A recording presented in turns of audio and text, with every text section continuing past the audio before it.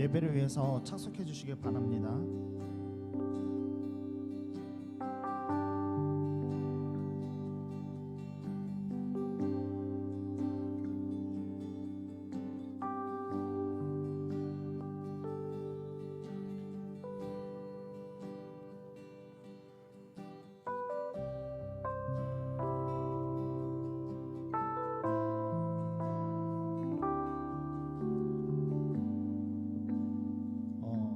열방교회 식구 여러분들 잘 지내셨나요? 우리 이 시간 축복하시면서 찬양하시겠습니다. 하나님께서 당신을 통해 메마른 땅에 샘물 나게 하시기를, 가난한 영혼, 목마른 영혼, 당신을 통해 주 사랑 알기 원하네. 우리 옆 사람 보시면서 축복하시겠습니다.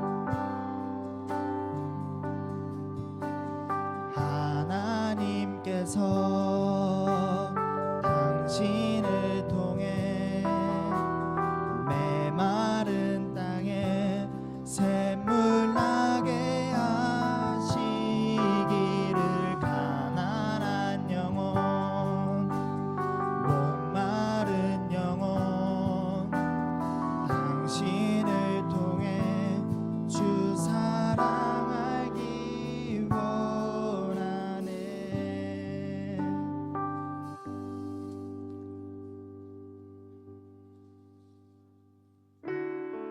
여러분, 우리가 스스로 거룩해질 수 없습니다. 오직 저희가 이 자리에 있는 것은 하나님의 은혜와 또 예수님의 부활로 통하여 저희가 이 자리에 쓸 수 있는 것을 믿으십니까?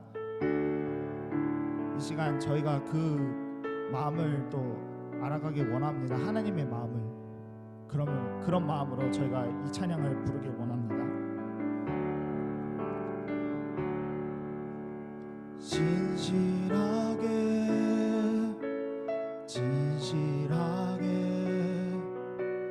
거룩하게 살게 하소서. 진실하게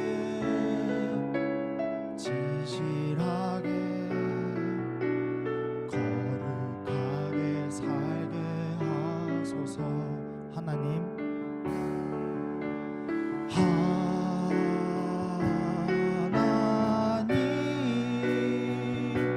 나의 마음 만져주소서.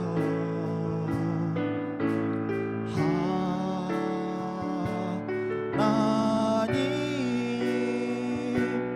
나의 영혼 새롭게 하소서. 진실하게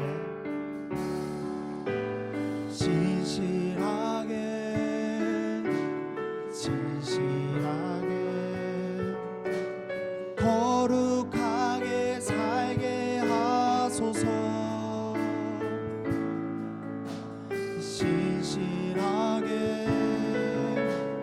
진실하게 거룩하게 살게 하소서. 하나님,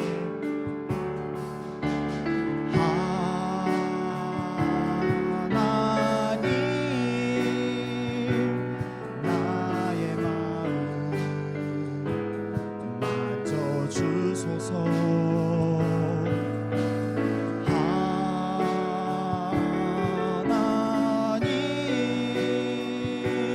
나의 영혼 새롭게 하소서. 하나님,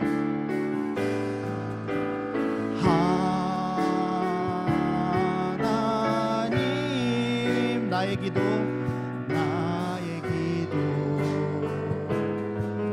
들어주소서.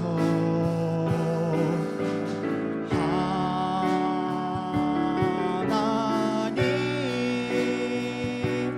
주의 길로 인도하소서. 하나님,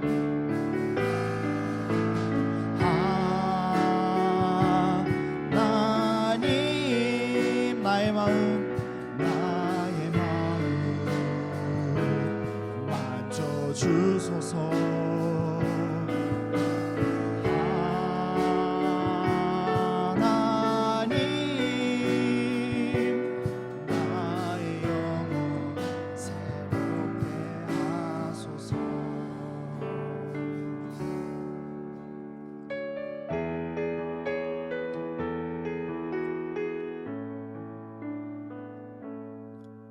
나의 안에 거하라. 나는 내 하나님이 모든 환난 가운데 너를 지키는 자라. 두려워하지 말라. 내가 널 도와주리니 놀라지 말라. 내 손 잡아주리라. 나의 안에 거하라. 나는 내 하나님이니 모든 환난 가운데 너를 지키는 자라. 두려워하지 말라. 내가 널 도와주리니 놀라지 말라. 내 손 잡아주리라. 내가 너를 지명하여 불렀나니 너는 내 것이라. 내 것이라. 너의 하나님이라. 내가 너를 보배롭고 존귀하게 여기노라. 너를 사랑하는 내 여호와라. 나의 안에 거하라. 나는 내 하나님이니 모든 환난 가운데 너를 지키는 자라. 두려워하지 말라. 내가 널 도와주리니 놀라지 말라. 내 손 잡아주리라. 내가 너를 지명하여 불렀나니 너는 내 것이라. 내 것이라. 너의 하나님이라. 내가 너를 보배롭고 존귀하게 여기노라. 너를 사랑하는 내 여호와라. 내가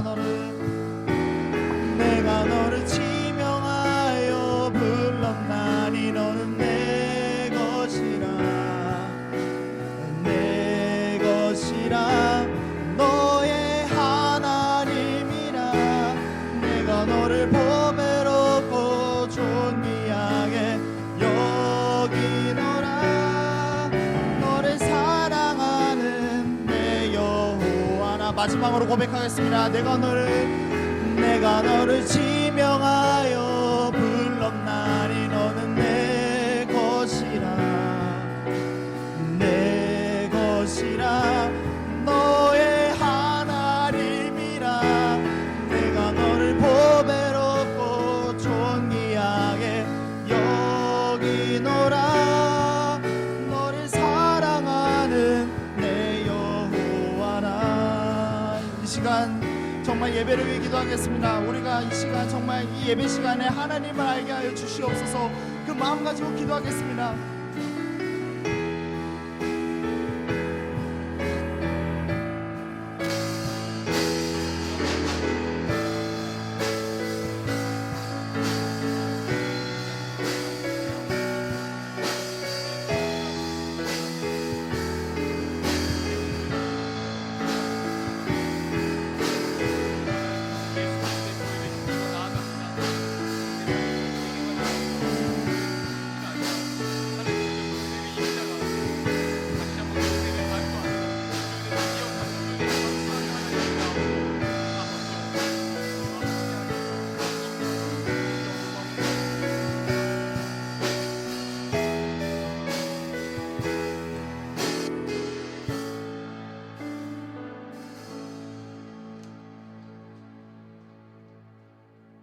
우리 함께 묵도하심으로 주일 오전 예배 하나님께 드리도록 하겠습니다.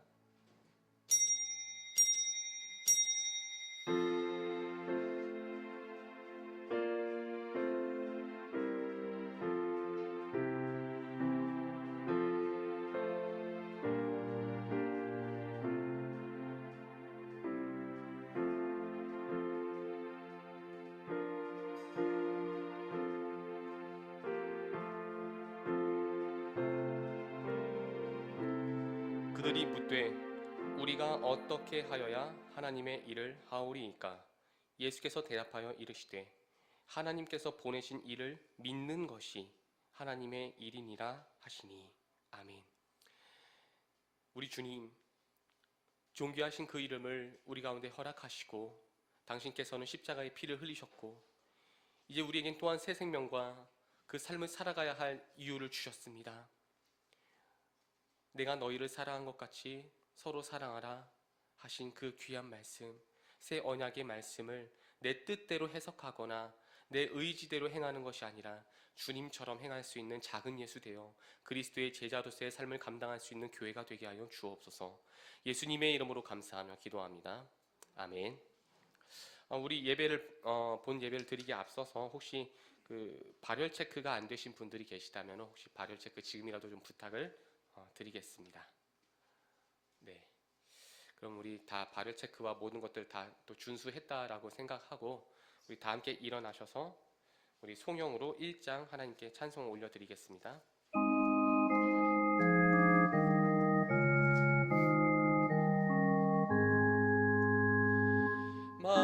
만복의 근원 하나님 온 백성 찬송 드리고 저 천사여 찬송하세 찬송 성부 성자 성령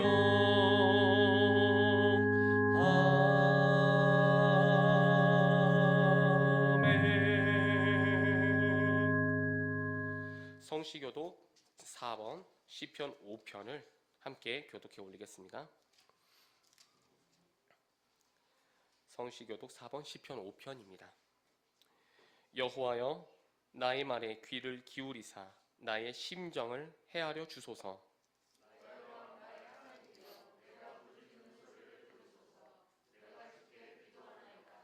여호와여 아침에 주께서 나의 소리를 들으시리니 아침에 내가 주께 기도하고 바라리이다.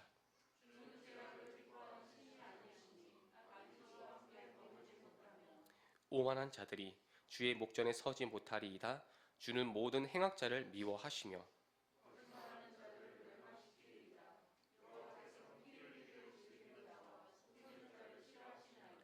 오직 나는 주의 풍성한 사랑을 힘입어 주의 집에 들어가 주를 경외함으로 성전을 향하여 예배하리이다.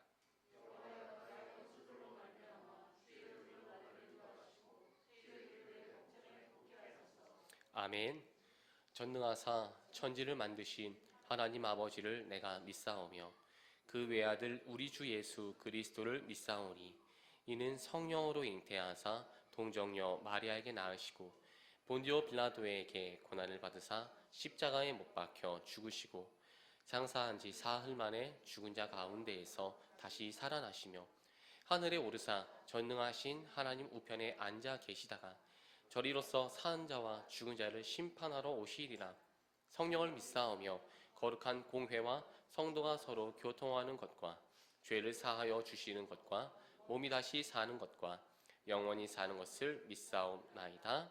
아멘. 우리 다 함께 앉으셔서 찬송가 8장을 올려드리고 예배를 대표해 제가 다시 한번 기도 인도하도록 하겠습니다. 찬송가 8장입니다.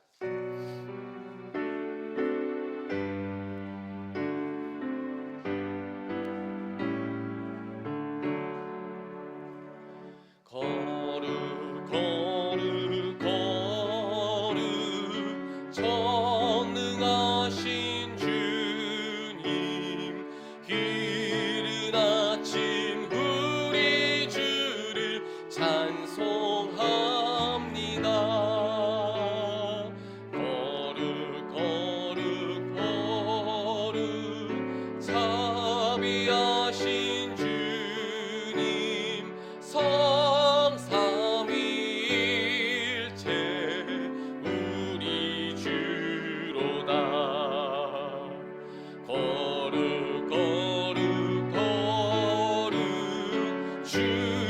주의 보좌 앞에 모든 성도 면류관을 벗어 드리네.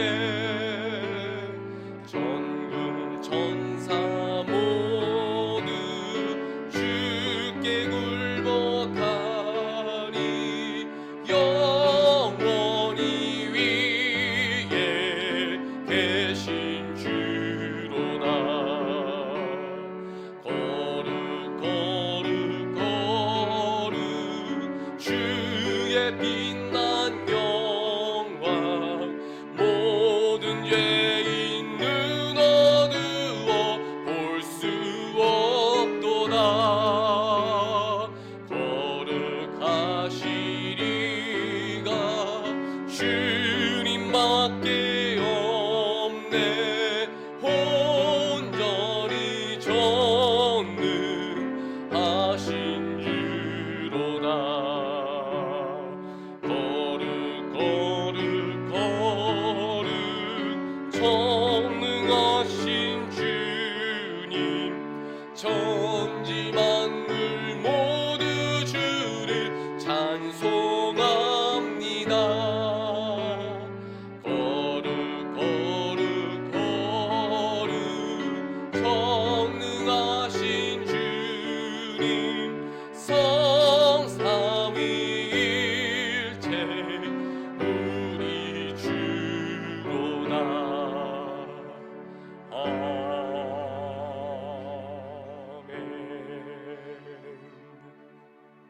기도하겠습니다.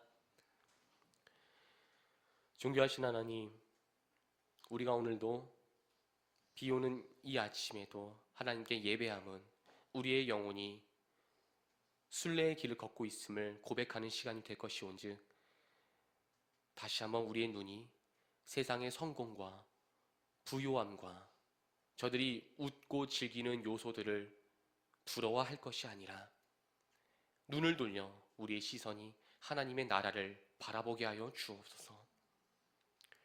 주님께서 우리를 통하여 하나님 나라 건설을 이루실 줄 믿사옵나이다. 비록 우리의 눈에는 권력을 가지고 부유함과 높은 위치에 있는 자들이 이 세상의 권세와 문화를 쥐락펴락하는 것처럼 보일지 몰라도 우리 아버지 하나님께서 택하신 주의 백성들을 통하여 거룩한 일을 행하고 있으시오니 우리가 그 일에 함께 동참하고 자원하며 기쁨으로 순종할 수 있는 예수의 몸된 교회가 되게 하소서. 하나님, 오늘도 주의 말씀을 통하여 우리가 주님을 만나고자 합니다. 아니, 주님께서 우리를 만나 주실 때 우리가 기쁨으로 반응하게 하시고 우리 영혼과 마음에 아멘이 있게 하시며, 더 나아가서 우리의 수준과 우리의 한계는 불가능하다라고 아우성 칠지 몰라도 내 영혼에, 내 속에 있는 모든 것들이 함께 일어나 주님 말씀 앞에 순종을 결단할 수 있는 주님께 영광스러운 거룩한 시간 되게 원하오니 주께서 은혜를 베풀어 주옵소서. 시와 종을 주님께 부탁드립니다. 주의 성령께서 준행하시고 일하여 주시고 영광받아 주옵소서. 예수님의 이름으로 감사하며 기도하옵나이다. 아멘.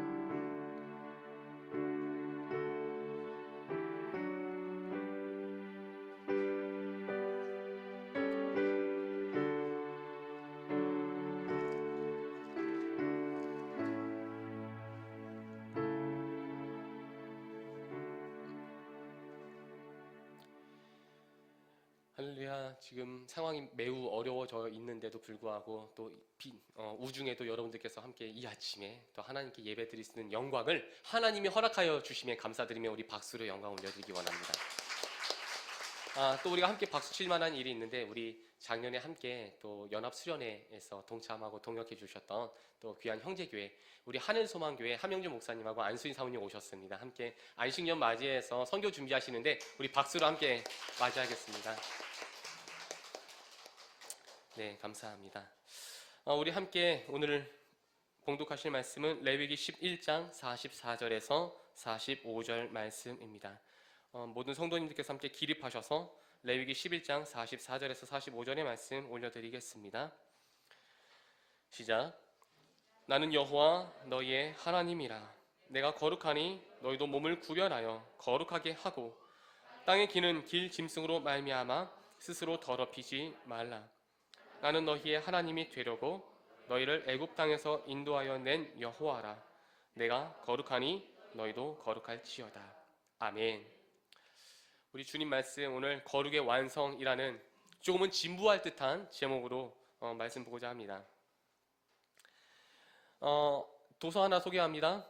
그러면 우리는 어떻게 살 것인가? 라는 책의 저자 프란시스 스웨퍼가 1984년 암으로 죽기 전에 자신의 그 젊은 학생들에게 이런 말을 했다고 합니다. 행복을 삶의 목표로 삼지 마십시오 라는 강의를 한번 했다고 하죠. 행복을 삶의 목표로 삼지 말라. 굉장히 의아하지 않습니까? 인간이 한 번의 인생을 살아가면은 행복하고 싶은 것이 인간의 욕구입니다. 여러분들 여기 어느 누가 감히 나는 행복하지 않기를 원합니다 라고 말할 수 있는 분들이 있으시겠습니까? 행복을 삶의 목표로 삼지 말라라는 이 굉장히 의아한 말에는요, 하나의 메시지가 있었다고 합니다. 당시 미국 그리스도인들에게 가장 큰 문제는 무엇이었냐면요, 행복을 요구하면서도 거룩을 구하지 않는다는 것이었죠.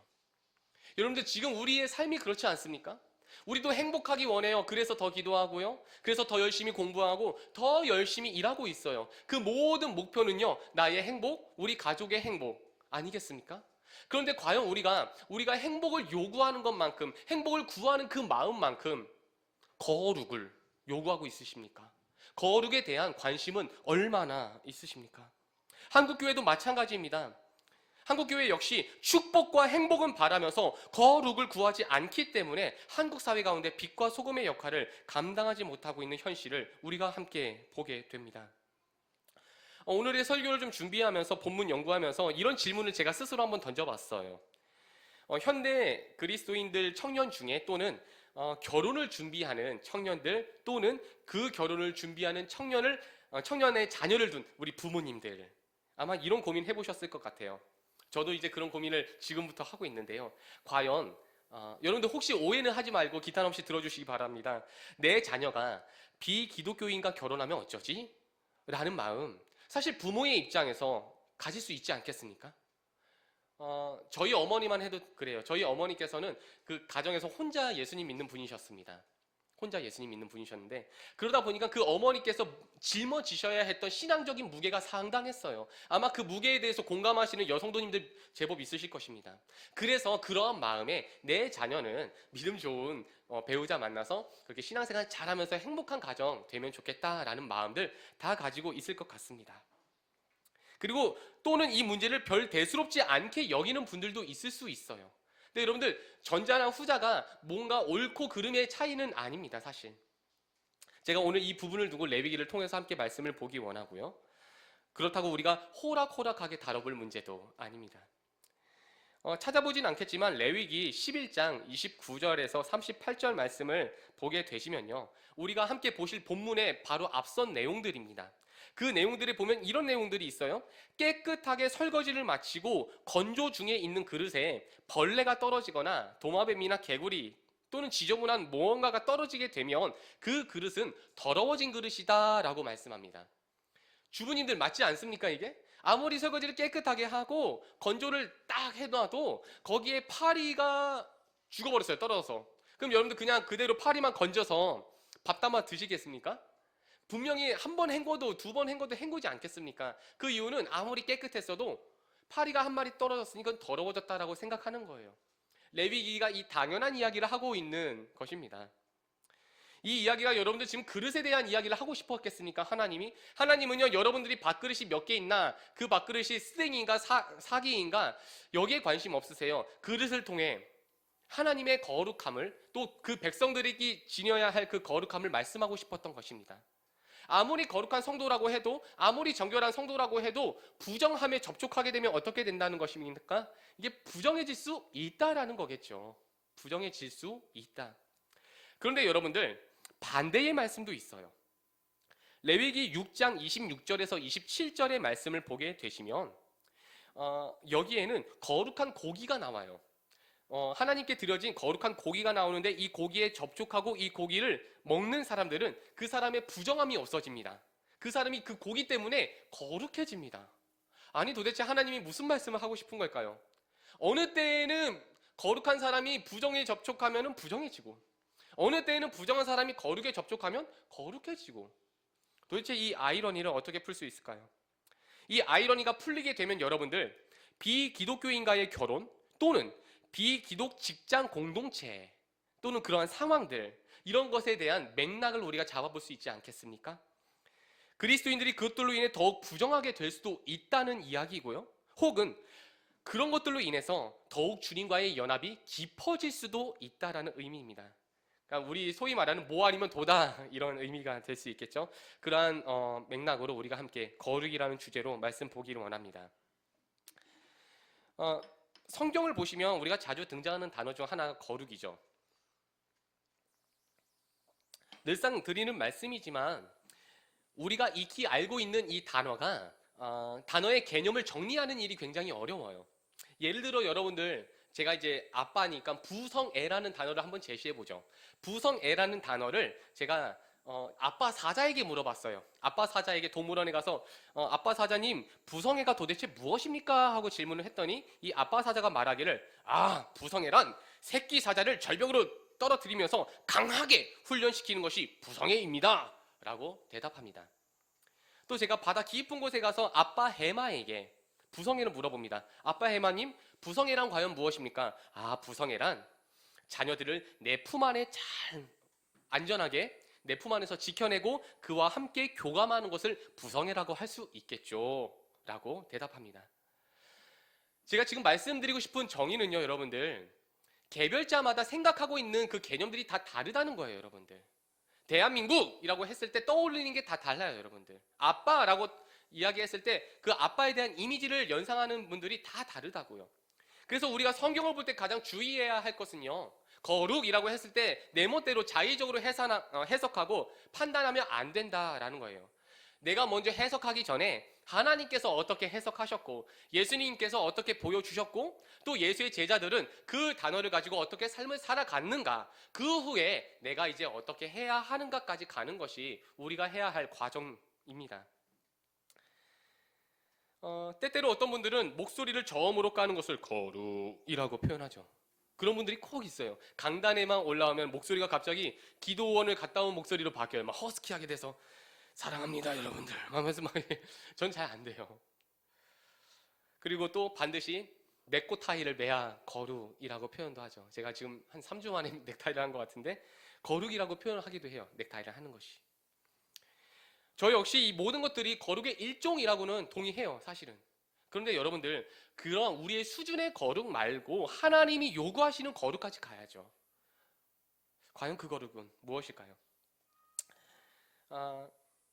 여러분들 초대장이라고 아시죠? 초대장. 비록 우리가 초대장이라는 표현은 잘 안 해요. 요즘 시대는 초대장이라고는 표현을 잘 안 하는데 청첩장 받아본 적 있으신 분만 손 들어주세요. 청첩장 난 받아봤다. 근데 그게 초대장이에요, 여러분들. 돌잔치 뭐 초대장? 그런 것들 받아보셨으면 여러분들 다 초대장을 받아보신 거예요. 한번 이렇게 따라해볼게요. 거룩은 하나님을 향해 발송하는 나의 초대장이다. 이게 무슨 이야기냐면요, 여러분들. 내가 거룩하지 못하면 하나님이 인지할 수 없다라고 하나님 말씀하는 거예요. 그러니까 내가 거룩해야만 그 거룩을 가지고 하나님께 초대장을 드리고 그 하나님이 내게로 오실 수 있게 되는 거예요. 굉장히 아이러니하죠. 과연 내가 어떻게 거룩해질 수 있지? 하나님께서 이렇게 말씀하시죠. 내가 거룩하니 너희도 거룩하라. 이게 무슨 이야기냐면요, 나 외에는 네가 스스로 거룩할 수 없다라는 의미입니다. 내가 거룩하게 해줄 테니까 내게로 오라 라는 이야기가 되겠죠. 그럼 과연 그렇게 하나님, 그 거룩하신 하나님께 나아가는 그 과정의 모습, 우리가 출애굽기 19장 보기 원합니다. 출애굽기 19장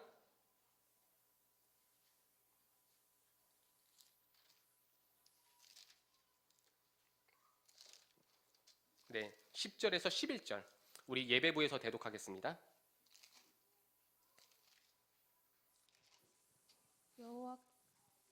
여호와께서 모세에게 이르시되 너는 백성에게로 가서 오늘과 내일 그들을 성결하게 하며 그들에게 옷을 빨게 하고 준비하게 하여 셋째 날을 기다리게 하라. 이는 셋째 날에 나 여호와가 온 백성의 목전에서 신의 산에 강림할 것이니. 아멘. 그냥 한마디로 말하면요, 너희들 하나님 만나기 전에 목욕 잘 하고 옷 빨아서 깨끗한 옷, 세탁된 옷 잘 입고 와라 라고 말씀한 거네요. 그냥 단순히 보자면은.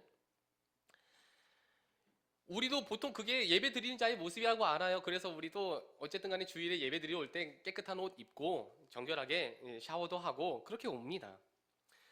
중요한 건 무엇인지 아십니까, 여러분들? 지금 여기가 어디예요? 이 명령이 내려진 곳이 어디냐면요, 광야입니다. 여러분들 지금 광야라고 했을 때 딱 떠오르는 이미지가 어떻습니까? 광야에 없는 게 있어요. 뭐가 없죠? 물이 없어요. 광야에 물이 없어요. 수십만 명에게 지금 물이 없는 그 광야에서 목욕을 하라고 명령하시고요, 옷을 빨으라고 명령하신 거예요. 지금 우리로서는 그래, 그거 뭐 당연하지라고 말할 수 있는데 광야에서예요, 여러분들. 광야에서. 그 여성도님들은 군대 얘기하면 정말 지루하다고 하지 말라고 할 텐데, 저도 이제 군부대에 있을 때, 이제 DMZ에 있을 때 50일에 한 번씩 샤워했거든요. 물이 없어서 50일에 한 번씩. 그 저희는 이제 무장을 하고 또 막 그 약수통을 가지고 그렇게 물을 떠와요. 물 이렇게 졸졸졸 흐르는 그 심수정에서 이제 물을 떠오는데, 그렇게 해서 50일에 한 번씩 샤워를 했는데, 그 샤워한 물을 이렇게 세숫대 안에 몸을 넣어요. 세숫대 안에 몸을 넣어서 쭈그려 앉아갖고 바가지로 쫄쫄쫄쫄 하면서 막 몸을 닦아요.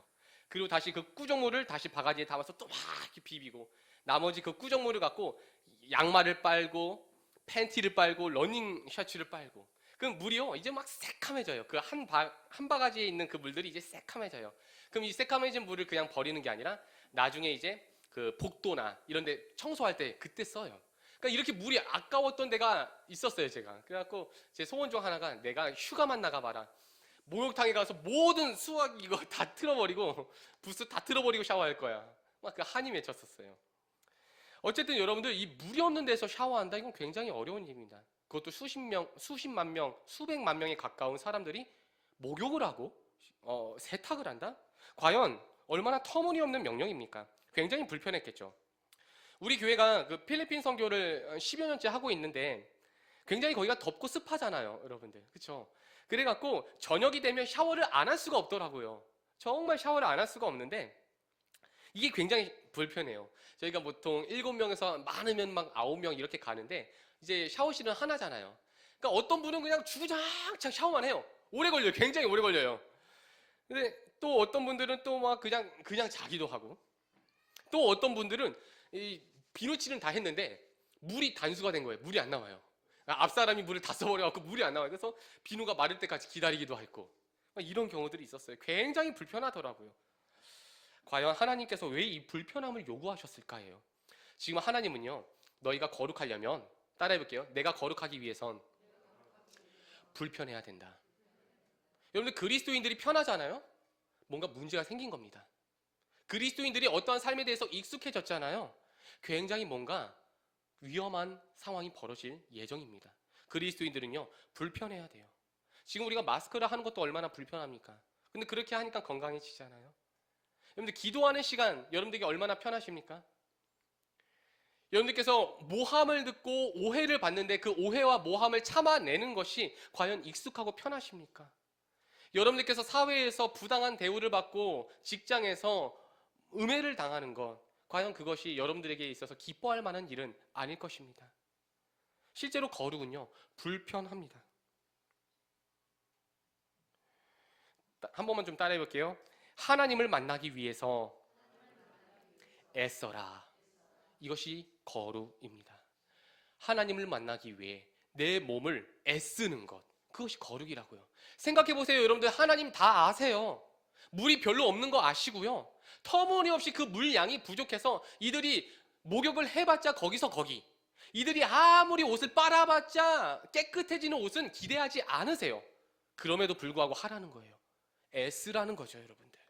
그 주어진 상황이 열악하지만 그 열악한 상황에서 하나님 만나기 위해 애쓰라는 겁니다. 가난한 사람이, 아픈 사람이, 힘겨워하는 사람이, 고난 중에 있는 사람이라고 할지라도 그 상황에서 애쓰라는 거예요.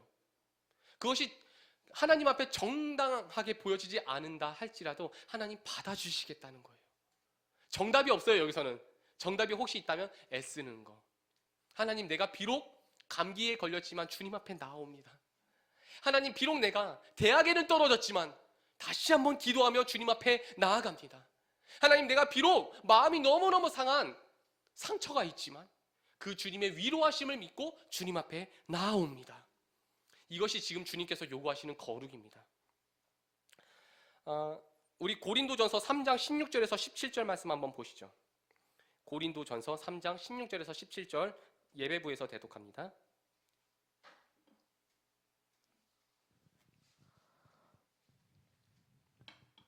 너희는 너희가 하나님의 성전인 것과 하나님의 성령이 너희 안에 계시는 것을 알지 못하느냐? 누구든지 하나님의 성전을 더럽히면 하나님이 그 사람을 멸시하리라.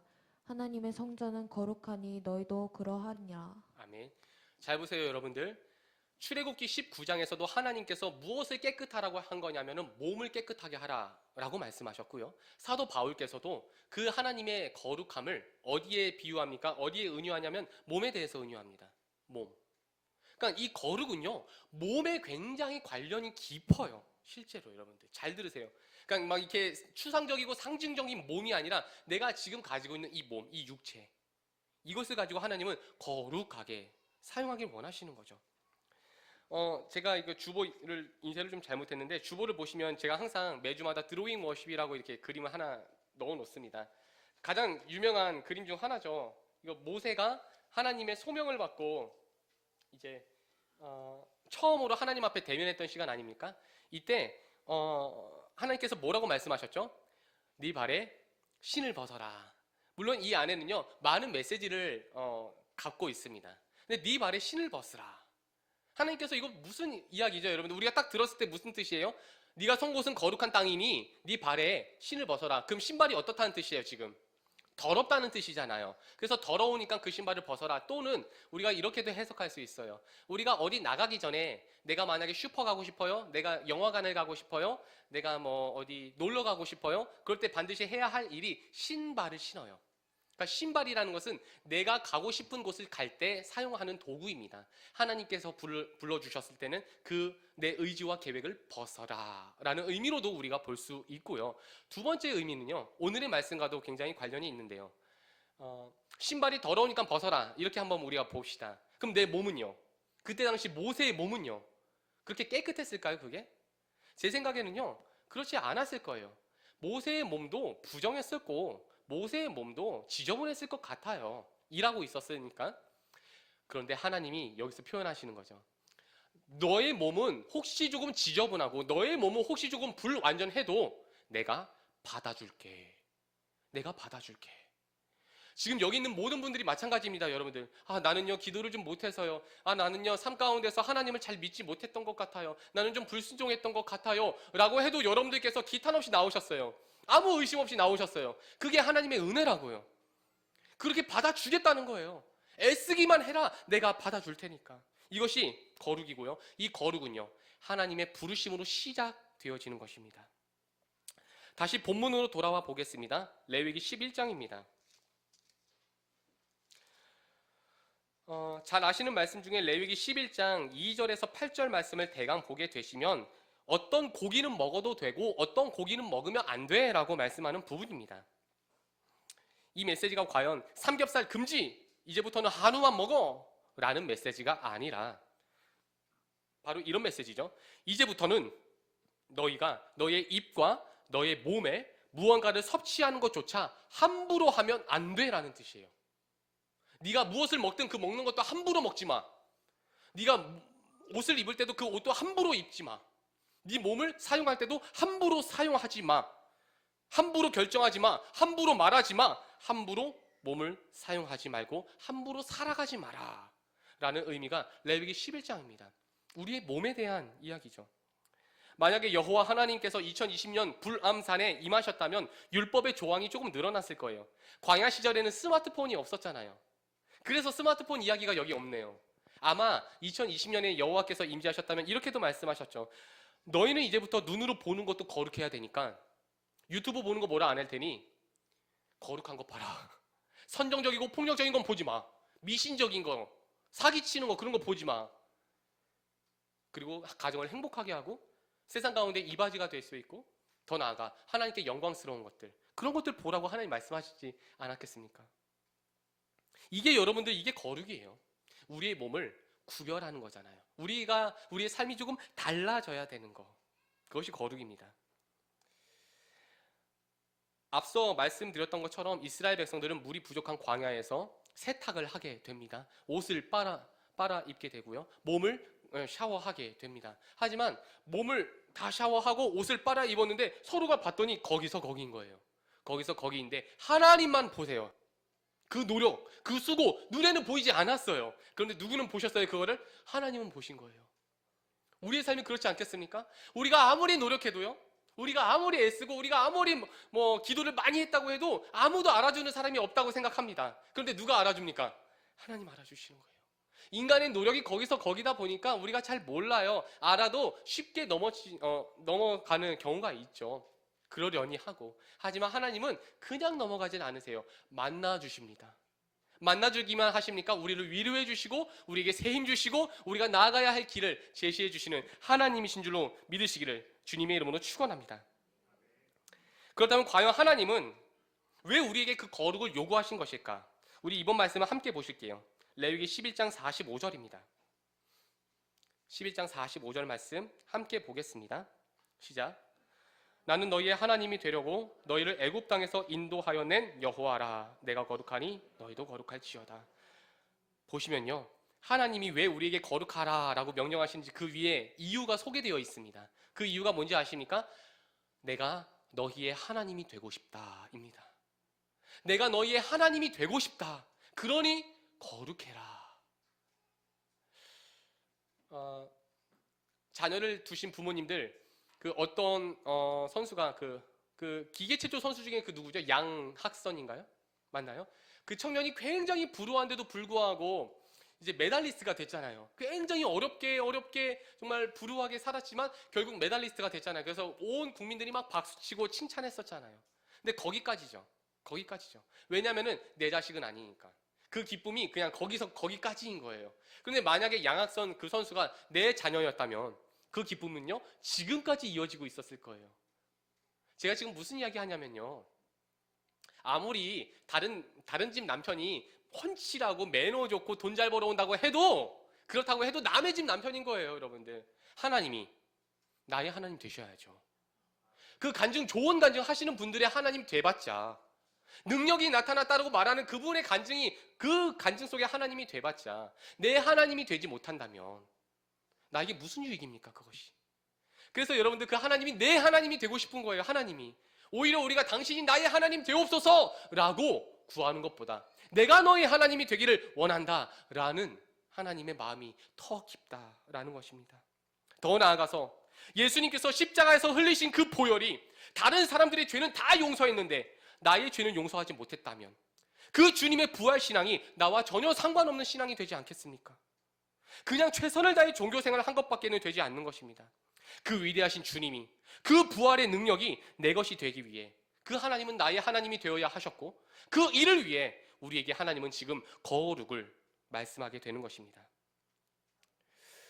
한 가지만 더 말씀드려 볼게요. 레위기 11장 45절 보면 꼭 하나님께서 단골 멘트처럼 말씀하시는 부분이 있습니다. 바로 애굽입니다. 나는 애굽 땅에서 너를 건져냈다라는 표현을 누누이 하신다는 거죠. 애굽 땅. 이 이야기를 왜 하냐면요, 하나님이 그 약간의 영웅 심리가 발동하시는 것 같아요. 내가 애굽에서 어떻게 했는지 알지, 내가 파리로 어떻게 사용했는지 알지, 내가 죽음이란 권세를 어떻게 사용했는지 알지, 나 그 능력을 다시 한번 사용하고 싶다. 억압받고 있는 주의 백성들을 위해서, 핍박받고 시험 들고 힘겨워하는 주의 자녀들을 위해서 그 능력을 다시 한번 사용하고 싶다. 그러니 너희가 거룩하라 라는 하나님의 마음이 느껴지십니까? 다시 한번 이 세상의 압제로부터, 악한 문화로부터, 역사의 공격으로부터 신음하고 시달리는 모든 주의 백성들을 향해 하나님은 애굽에서 이루었던 구원을 이루고 싶으신 거예요. 그냥 하나님만 하시는 일이 아니라 우리와 함께 하기를 원하시는 겁니다. 사랑하는 사람이 있으면 여러분들 꼭 무언가 함께 하고 싶기 마련입니다. 맛있는 게 있으면요 같이 먹고 싶고요. 제가 재밌는 영상 하나 본 게 있어요. 막 어떤 기계체조 선수가 막 연체인간 마냥 막 흐물흐물 하는 건데 혼자 보기 너무 아까워서 우리 아가들하고 우리 아내랑 같이 봤어요. 5번 이상 봤고요. 5번 볼 때마다 같이 막 웃었어요. 제가 사랑하는 사람과 나누고 싶은 영상이었어요. 하나님이 왜 우리와 함께 일하고 싶냐면요, 우리를 너무 사랑해서입니다. 너무 사랑해서. 너무 사랑하다 보니까 그 사랑하는 분과 가장 중요한 일을 하고 싶은 거예요. 제가 1생일 때 결혼식을 딱 한 번 해봤는데, 두 번은 없겠죠. 딱 한 번 해봤는데 가장 중요한 사람하고 했어요. 여러분들도 마찬가지고요. 바로 그런 거예요, 여러분들. 가장 중요한 일은요, 가장 사랑하는 사람과 함께 하기 마련입니다. 그래서 주님은요, 그 구원을 이루기 위해 우리에게 거룩을 요구하게 되십니다. 결론을 좀 맺어보겠습니다. 그렇다면 구체적으로 우리가 뭘 그렇게 애써야 되나, 이 이야기를 하고 넘어가야겠죠. 뭘 그렇게 애써야 되냐. 일반적으로 우리가 어떤 계획을 세우기 전에 목표를 세우기 마련입니다. 예를 들어 가수 지망생이라고 한다면 롤모델이 될 만한 가수가 필요하겠죠.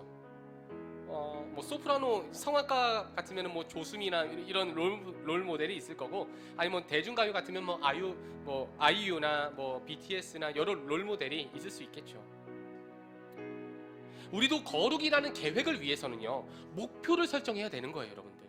계획이 이제 그럼 우리가 애써야겠다라는 계획이 세워진다면 목표를 먼저 붙잡아야 돼요. 우리도 누군가 롤모델로 붙잡아야겠죠. 누구겠습니까? 예수 그리스도. 구약에서 내가 거룩하니 너희도 거룩하라, 이 이야기를 예수님께서 바꾸시죠. 어떻게 바꾼지 아십니까? 내가 너희를 사랑한 것 같이 너희도 서로 사랑하라. 그럼 우리가 어떻게 사랑하면 됩니까? 네 이웃을 너의 몸같이 사랑하라. 거룩은요, 여러분들, 예수님을 닮아가는 겁니다. 거룩은 예수님을 닮아가는 거예요. 예수님 말씀하십니다. 나를 따라오라. 내가 너로 사람 낚는 어부가 되게 하리라. 어부인데 색다른 어부예요. 사람인데 조금 다른 사람이에요. 사회인은 맞는데 뭔가 다른 가치관과 다른 세계관을 가지고 살아가는 사람을 하나님 만드시겠다는 거예요. 그 다름을 가지고 하나님의 나라를 이루시겠다는 것입니다. 예수님을 닮아가는 것, 예수님을 따라가는 것. 결국 거룩의 요약은 사랑, 거룩의 완성은 사랑인 것입니다. 받아 먹으라. 이것은 너희를 위해 주는 나의 몸이니라. 주님이 여기서 거룩을 보이신 거예요. 사랑할 때 어떻게 해요? 내 몸을 다해 사랑하는 거예요. 내 몸을 받아 먹으라. 나 뜯어 먹고 너 살아라. 여기에 애쓰는 저와 여러분이 되기를 간절히 바랍니다. 내 몸으로 사랑하려고 노력하고 사랑하려고 애쓰는 것, 이것이 거룩한 삶이 될 줄로 믿습니다.